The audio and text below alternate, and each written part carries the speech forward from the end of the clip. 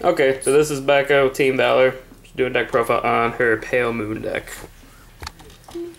Starter. Grow across the gap.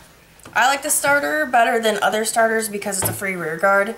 Whenever she's ridden over, you call her to rear guard, and then you can call whatever you want that you've already ridden back out of the soul. It's like a free booster. It's really the best starter Pale Moon has at this point. I also run 2 Lark Pigeons. With Pale Moon, it's kind of hard to keep a hand advantage sometimes, and he's basically a 10k guard from the soul whenever you have no cards in hand. So he comes in handy, won me a couple games so far, so I run 2.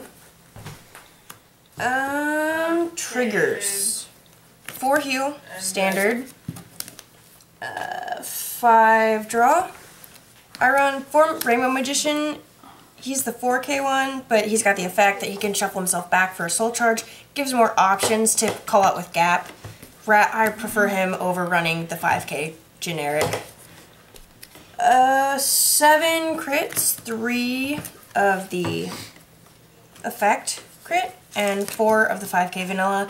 I'm not going to put him on the field, so there's no point in having the effect crit. So that's triggers. Grade 1s. 4 perfect guards. You have to run 4 perfect guards. Pale Moon needs them. Has to be there. Next we have 4 Turquoise Beast Tamer.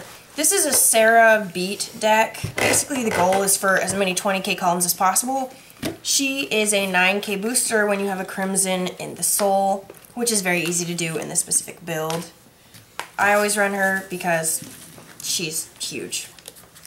Next, the 4 8k generic.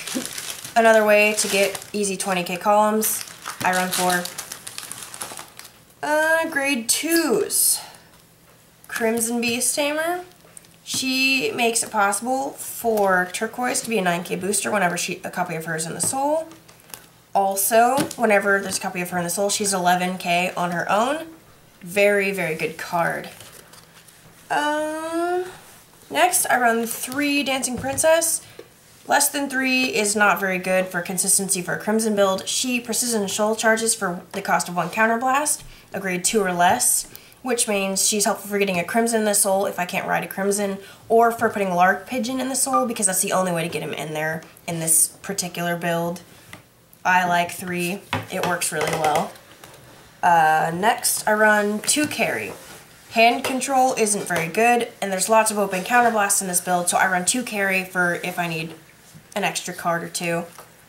Next, 2 10k vanilla. I only have room for 2. He's good unless you're playing against 11k rear guards, but I run 2. Grade 3s. 4 Sarah. Gotta have 4 for consistency reasons. She gets a 3k boost when she's boosted by a Pale Moon. Also, when her drive check reveals a grade 3, you can swap a grade 3 rear guard for another Pale Moon unit in the soul. Very good for consistently hitting for more than 3 times. Then I also run 4 Midnight Invader. Whenever he attacks a Vanguard, he gets a 2k boost. Makes it possible for a 20 or 21 line with either Turquoise or Dark Metal Bicorn. Gives it really, really strong field presence. Easy to get 3 rows of 20 plus. So that is my very simple Sarah build for Pale Moon. I've been working on it for quite a while, and this is by far the most consistent build I've got for high numbers yet. Thank you.